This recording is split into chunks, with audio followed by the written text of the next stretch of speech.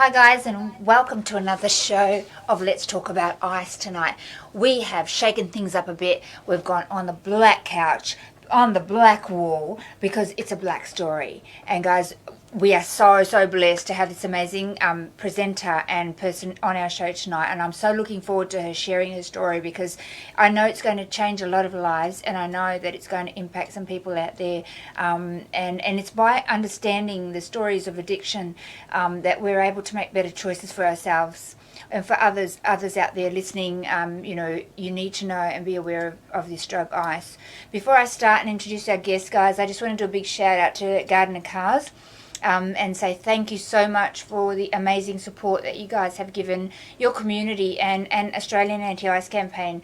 So out of their fundraising in June, end of financial year sale, they have donated $3,000 towards AARC, and that covers 300 kids in their community to be educated against the dangers of ice. And we're really stoked that for their heart, we're really blessed by that, because we're able to get in front of another 300 kids and warn them about the dangers of this drug and other drugs. So if you are somebody in the community that you have a business, or you are in a position to help as well, please get in touch with us, and we'll be able to help educate more kids, more youth, and protect them. We're looking at protecting the next generation. This could be your niece, your nephew, your grandchild, your son, your daughter, your parent. It could be anybody. So please help us put the freeze on ice in our nation, and it starts at home. It starts with you, and it starts with one child. It costs us $10 per child to get the education across. Apart from the education, we do lived experience support, both for families and for people in addiction looking to create a pathway into recovery. So, if you'd like us to continue our good work in the various states that we work in, we can't do it without your support. So we encourage you to join the army and help us put the freeze on ice. Sign a petition that's up there to government, saying that we need funding for this, and you can help by making a small monthly donation, a contribution, and every $10 helps us get in front of another youth. Yeah, so it's up to you. Don't pass it on to somebody else. Look in the mirror. It starts with us. That's where change begins. So thank you so much to Gardener Cars, 300 kids educated. We're stoked. And we have Mercer and Cooper also come on board with helping support also education in their community. And they are contracted with us for a year. And every house that they sell and every property that they sell, they're going to be donating an amount towards educating kids in their community. So if you're watching and you have the opportunity to do that, please get in touch with us. We'd love to work with you. But tonight on the show, we have Mimi, and welcome Mimi on the show. Hi. Thank you so much for agreeing to share your story, because it is by sharing that we can get the message that's in our hearts out there. We can't stop what we've been through. We can't change that. We can only take what we've been through and use it for good. And, it's never easy. I know that it's never easy to share and go through the journey again and remember, and it comes with feelings as well, guys. It's very emotional, to go in there and share that journey again.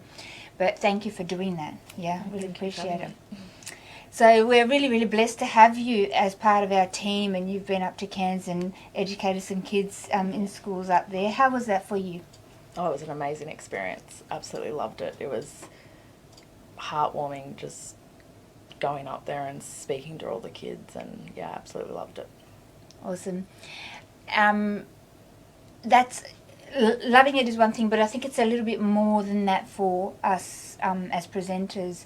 How did it make you feel inside to be able to share something to those kids that possibly nobody else can? I think it's life-changing. Yeah. I know the first time I walked into a classroom, and I spoke to, it was 180 kids, and I saw that they really knew nothing. Yeah. And they were able to ask questions. They asking questions to you that they wanted to know about things that they, real questions that possibly a lot of people can't answer. What did it feel like? How did you stop?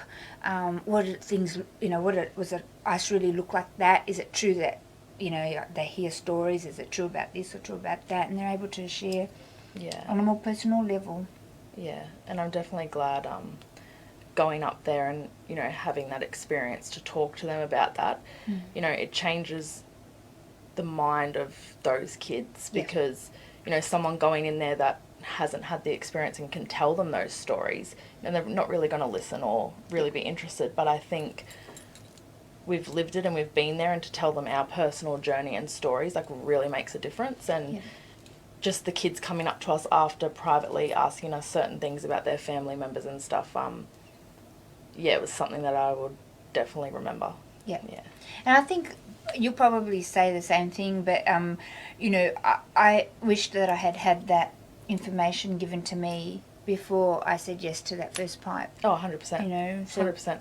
it's invaluable. What you've given those kids is invaluable. You guys, you know, we've had feedback from the schools up there saying, you know, it's the best education they've seen in 13 years, and from a teacher that had been a teacher for 13 years.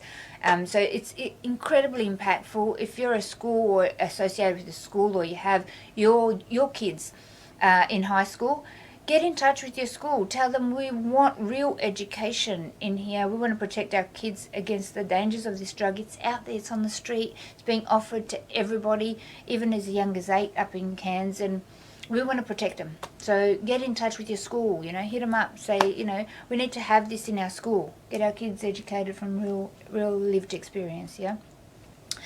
I want to go a little bit into your story. We're blessed that you're now here with us and being able to go into the prisons, schools, youth justice, and you know, other organisations. But I want to hear a little bit about your journey. You know, looking at you, you don't look like what people would say. Oh yeah, junkie. Yeah. Yeah. So I guess, you know, for people at home to understand how that happens and how that would happen to somebody like yourself. Yeah. When did you first start using drugs, and ice specifically? Like, So I would have been 15. Mhm. I come from a really good home. My poppy was a Royal Flying Doctor, Yeah. and he had a surgery in Logan. And I went to a private all-girls school, so I come from a very good background. Yep. But I was raped when I was 14. Which my mum thought she was doing the right thing by going to get me help, and we went to psychiatrists, and obviously they put me on medication. And I realised that if I overused that medication, Mm-hmm. I would zonk out for 12 hours and wouldn't have to think about the world. Yep. And then I started giving it to my friends, and they would give me weed in return. Yep.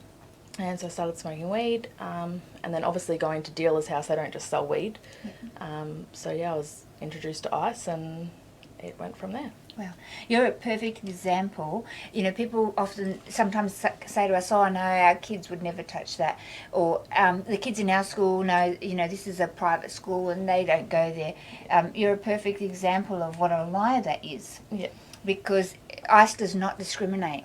You know, drugs does not discriminate. It can tackle whether you are well educated, from a, you know, low socioeconomic community, whether you've had the opportunities in life or not. Ice can still confront you and drag you down into the pits of hell.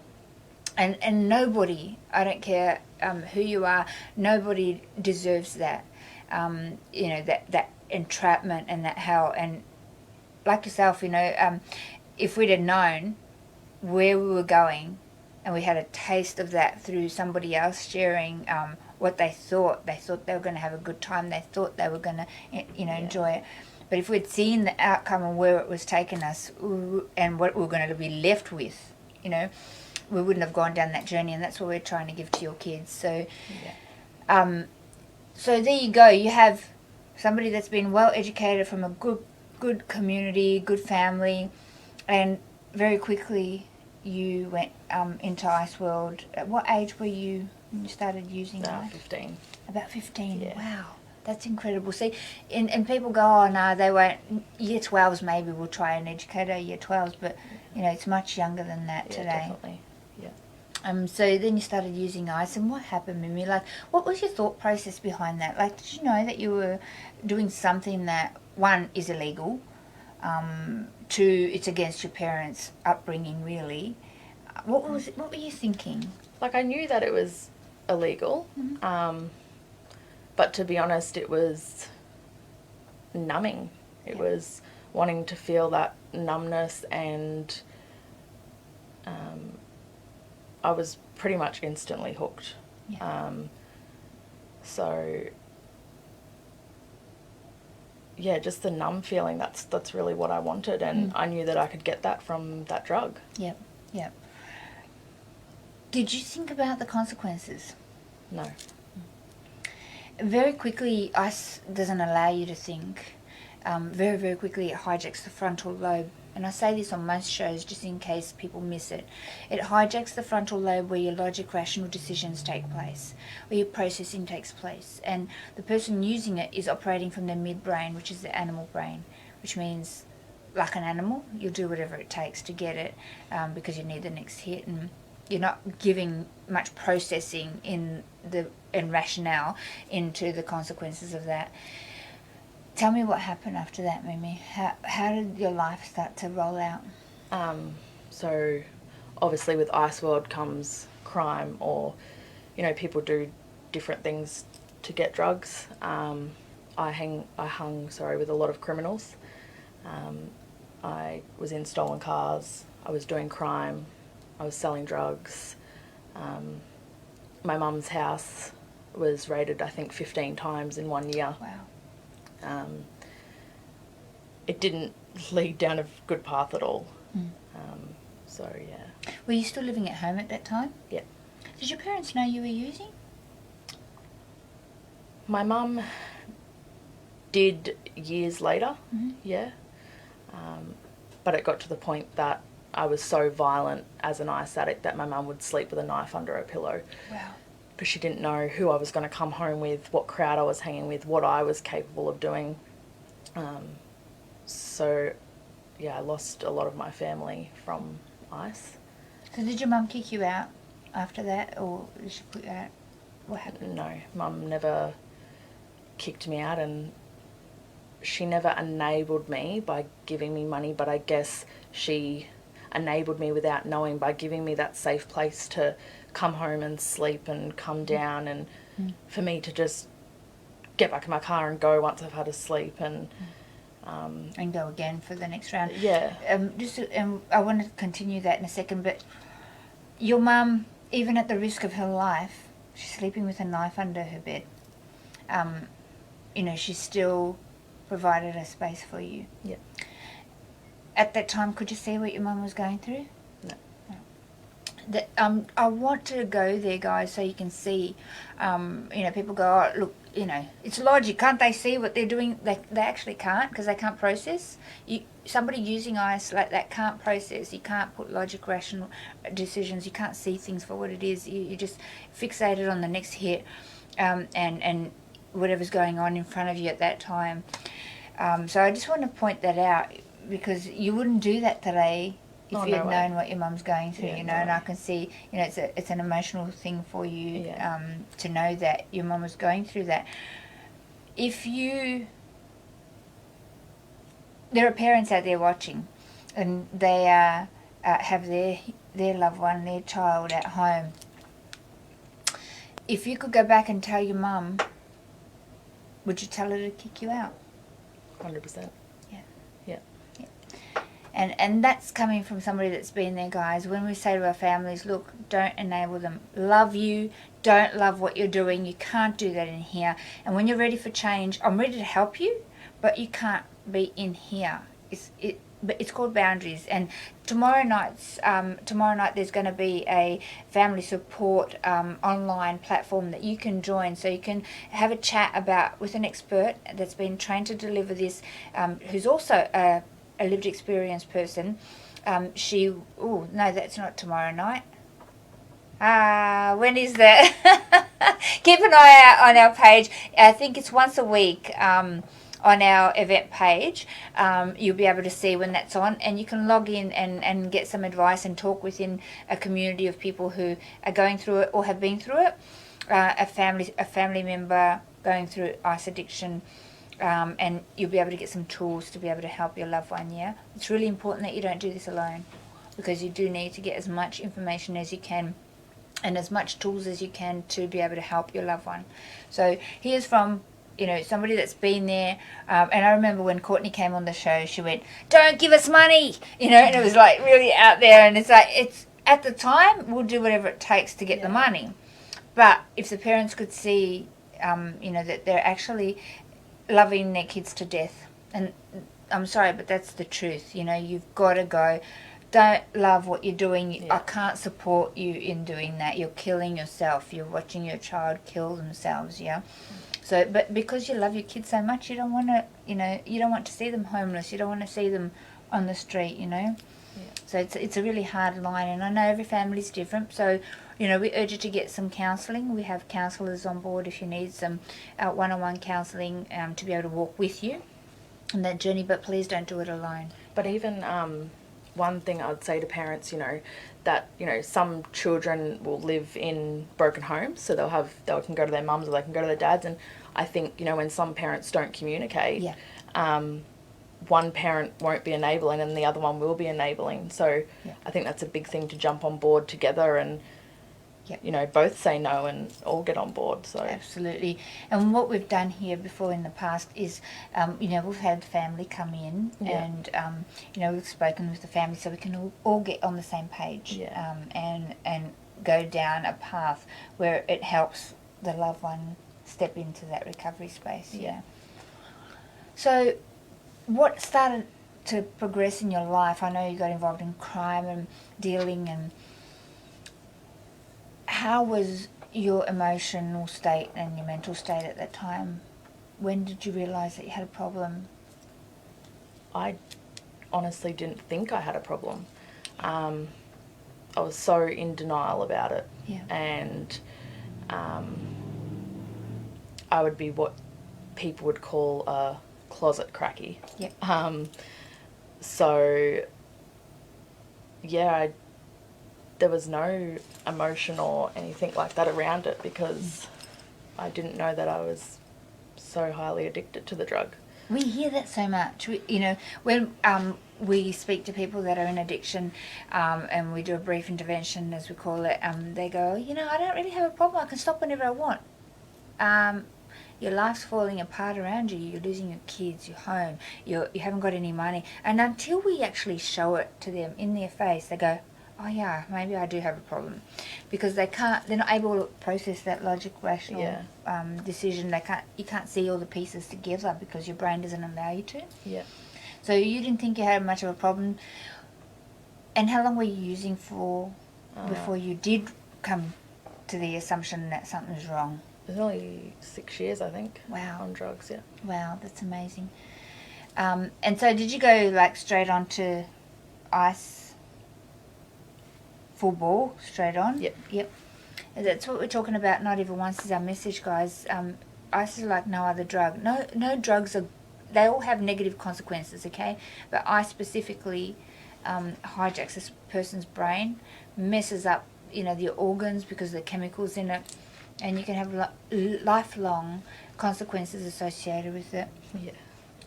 So 6 years down the track, and how was your relationship with your family? Oh, completely broken. What did it look like? What did broken look like? My brother, I didn't talk to my brother, didn't have any sort of relationship with him, and we were really close growing up. My mum was barely hanging on. She was an emotional wreck every day. She could hardly go to work, wondering if I was dead or alive or where I was and what I was doing. My nan, who was a huge support of my life, the same thing. No real full loss of contact there as well. And no real friends left. It was all criminals and acquaintances and so.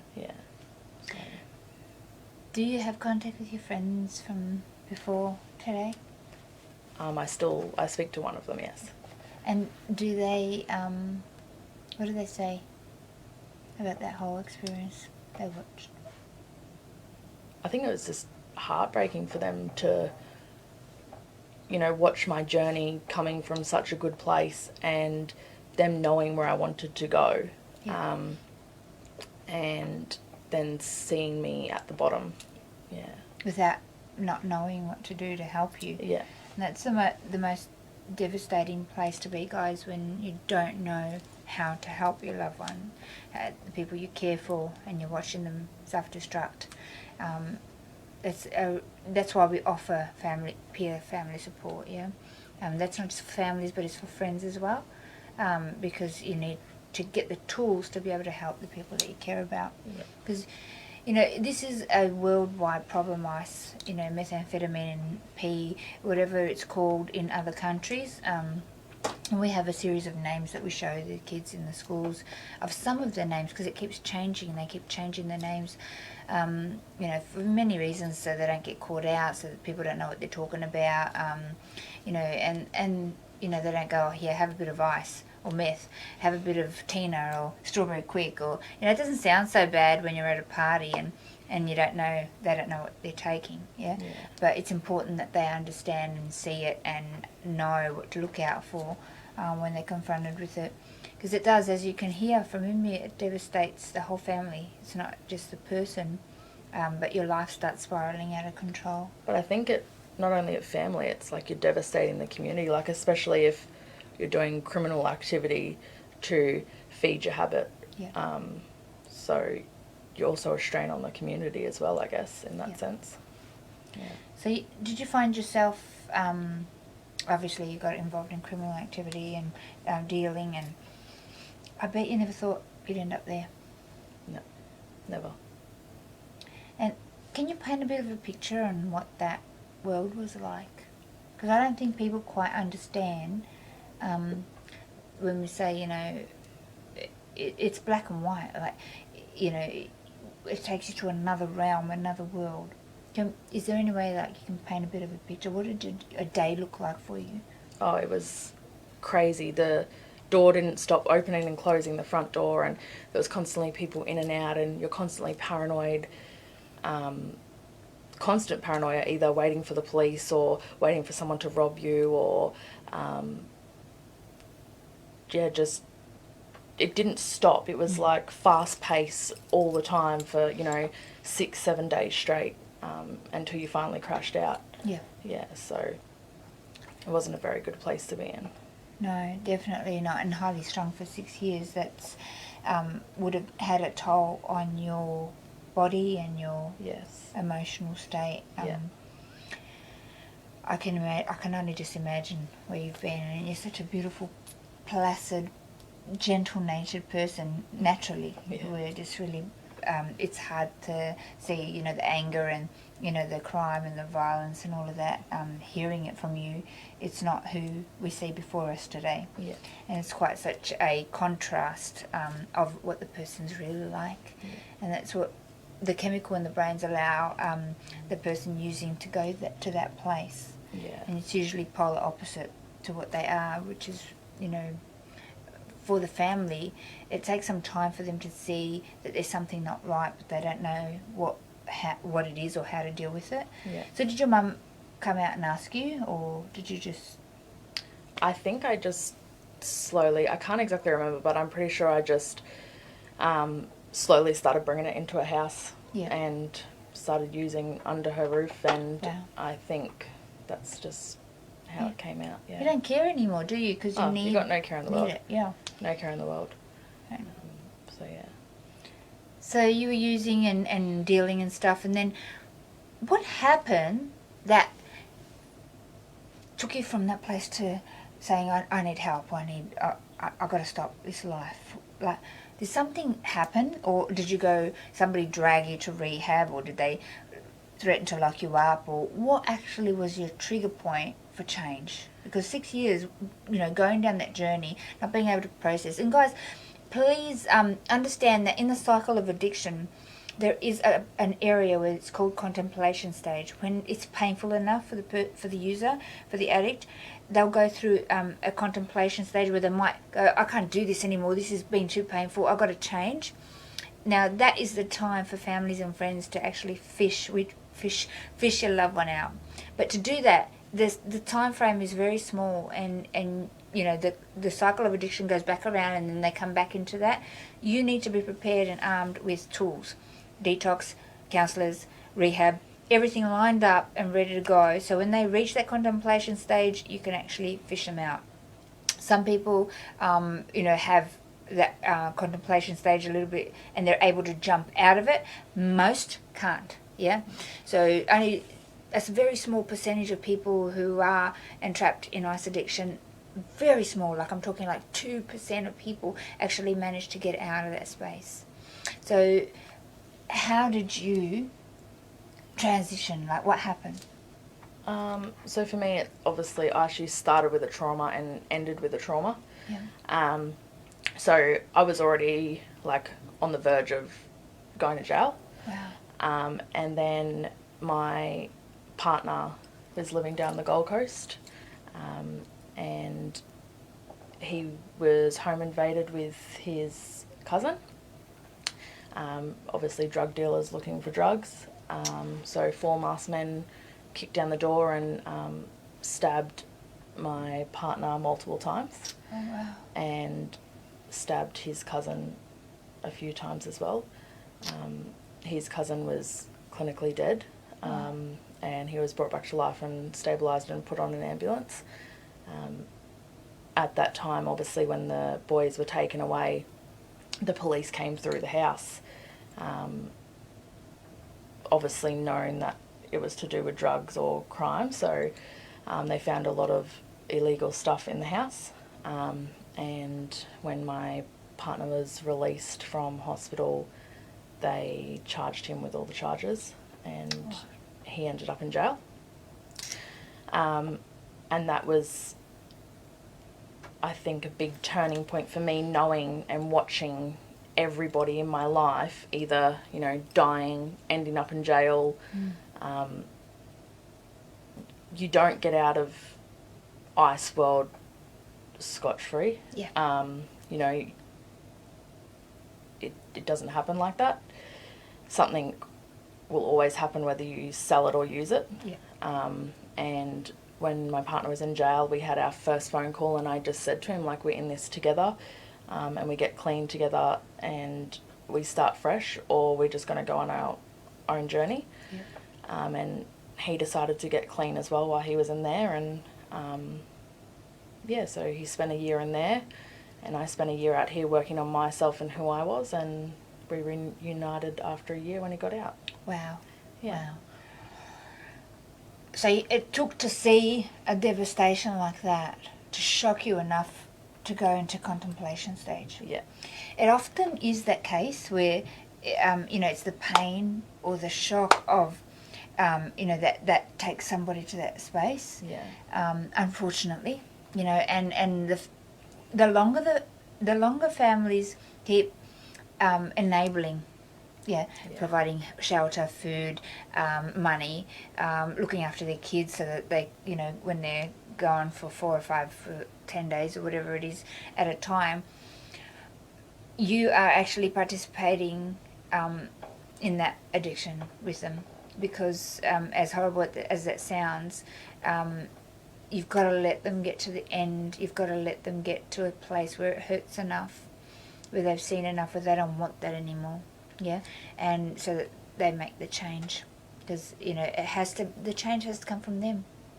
You have to make that decision. You can't force somebody, to step into recovery. You just can't do it. But unfortunately, they need to feel the pain to be able to make that choice. Yeah. Yeah.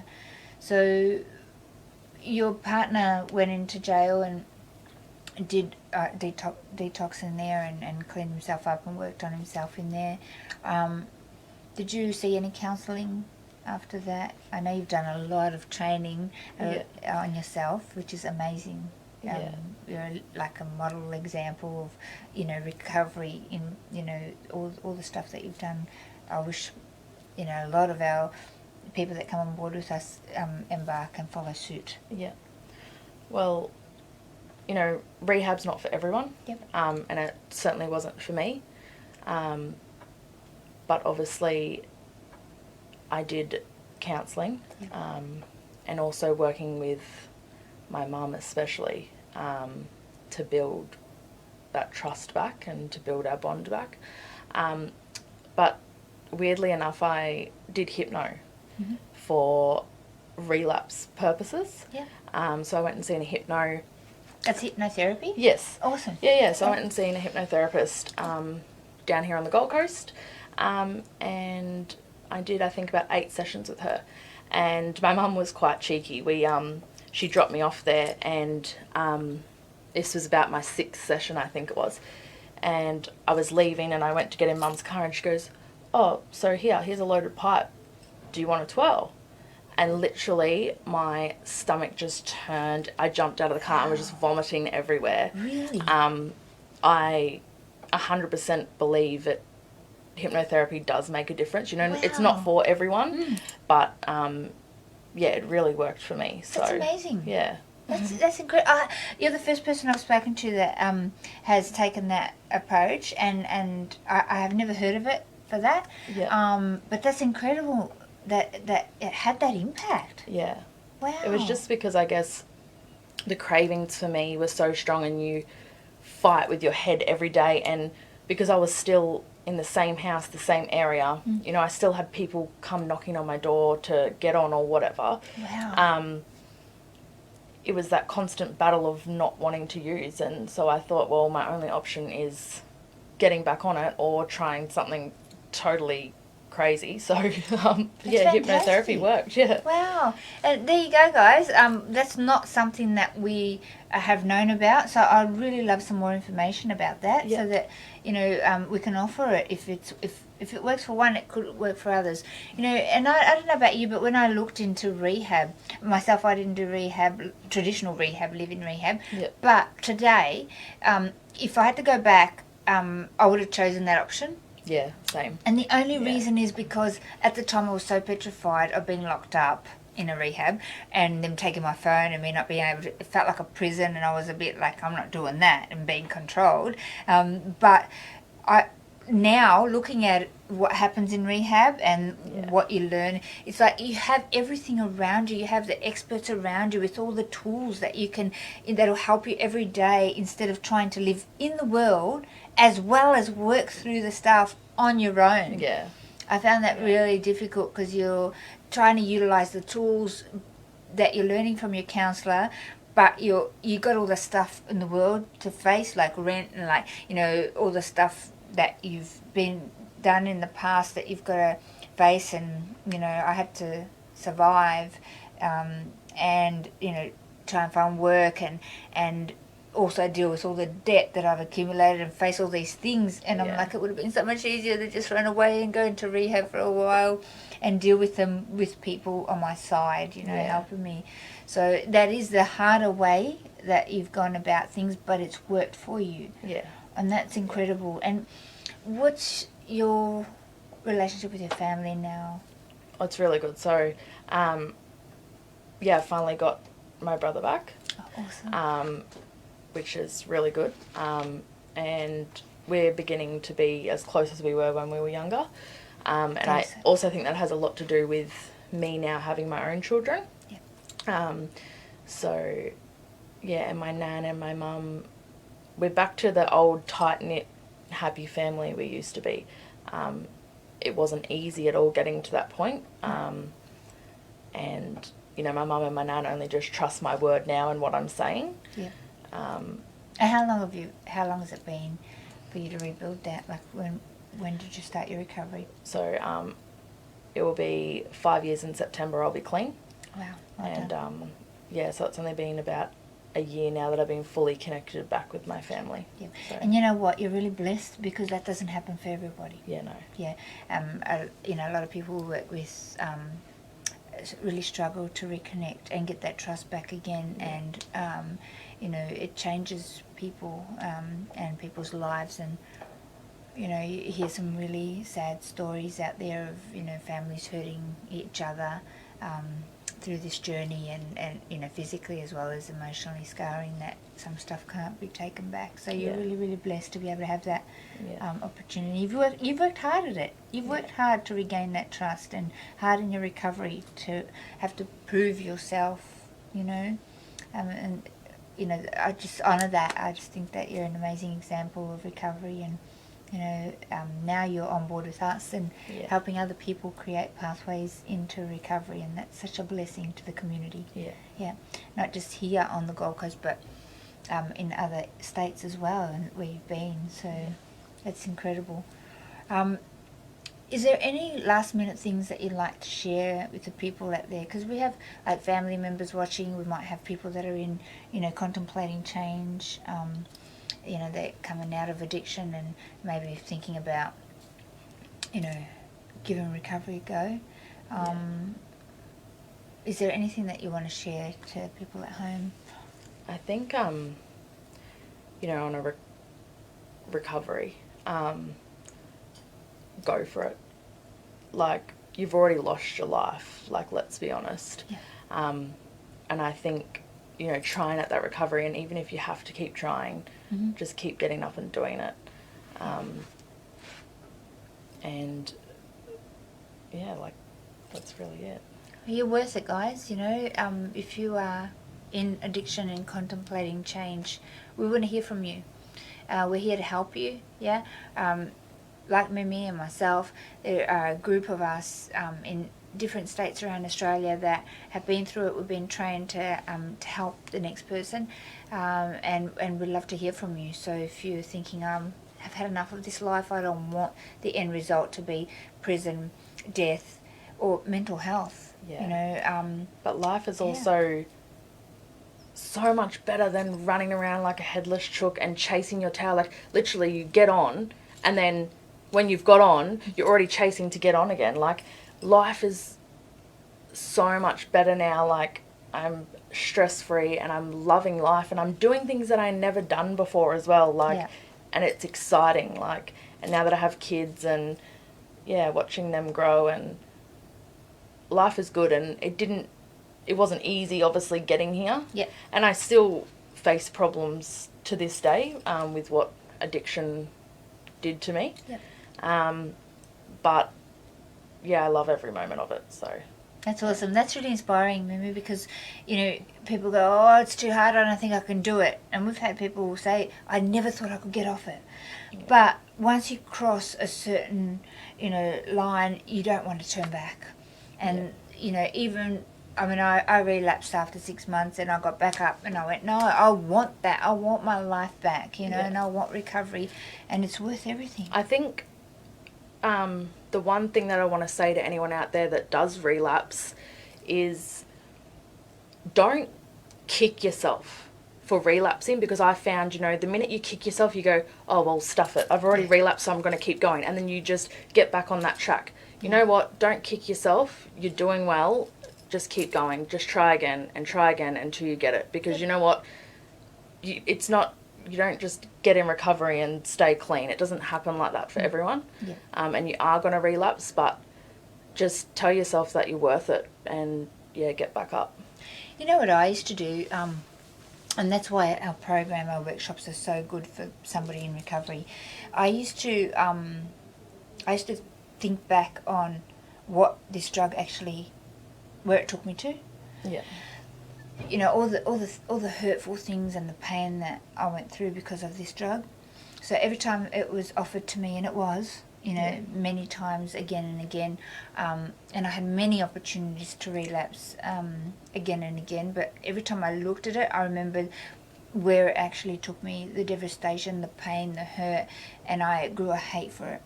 And by watching our workshop presentations, where we talk about the effects of this drug, mentally, physically, emotionally, and we can share our own experiences through that. As I kept watching it, you know, it was a real healing for me, and then be able to go into the schools and share it.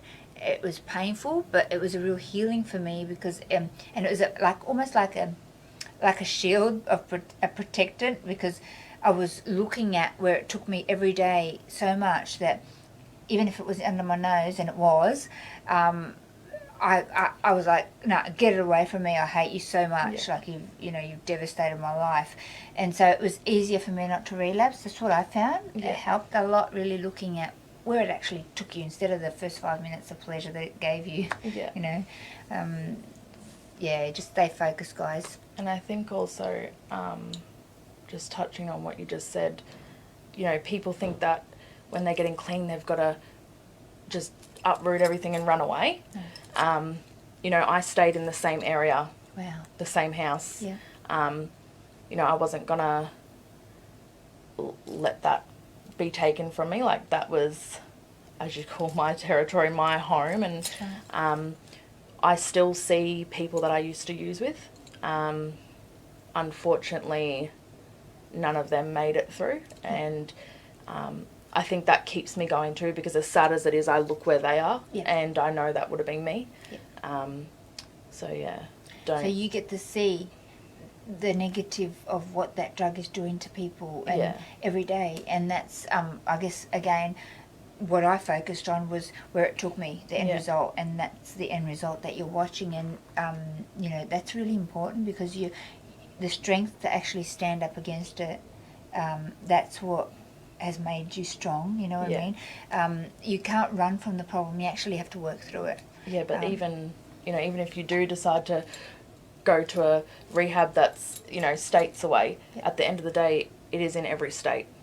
You're not going to get away from it, and you know what? You attract those same people that you attract in your town anyway. So just stay where you are and keep fighting. That's right. And get up and go, who's stronger, you or me? I am. No, I'm not going to do it. So I know it's easier said than done, guys, but that's why we offer our buddy services. We, people like us and our team who've been there, we offer to buddy you in the early stages of recovery, where we can encourage you, and we can go together to meetings, and just have somebody to go, this is my situation, and just have a chat or a text. Sometimes makes a big difference, So we're here to help. If you are that person we're talking to, and you're like, I want to reach out, you can give us a call, 0756656063. That'll connect you to the care team, and they will connect you to your state or your area community ICE action team. But we'll definitely be able to hook you up with a buddy. And if the other number you can call is 1-800-NO-TO-ICE, NOTOICE, 1-800-NO-TO-ICE, or you can send us a private message on Facebook. We're happy to connect with you on your number. But we're here to help, so even if you wanted to chat online, that's fine too. Our care team's there. A lot of the care team are people in recovery that have been trained to be able to help you and have the tools, So, thank you for sharing your story. I know we didn't go too in-depth into, I know there's so much more that we can chat about, psychosis and the health implications, which I know you would have gone through, because it's part of Ice World. And I guess, we welcome you to make comment. We're online, and we'd love to answer. Mimi will be tagged online, and she'll be happy to answer any questions that you have. Or if you want to reach out and, have a chat with her, please do so. Thank you for joining us on the show. If there's any last minute things that you want to share out there before we go?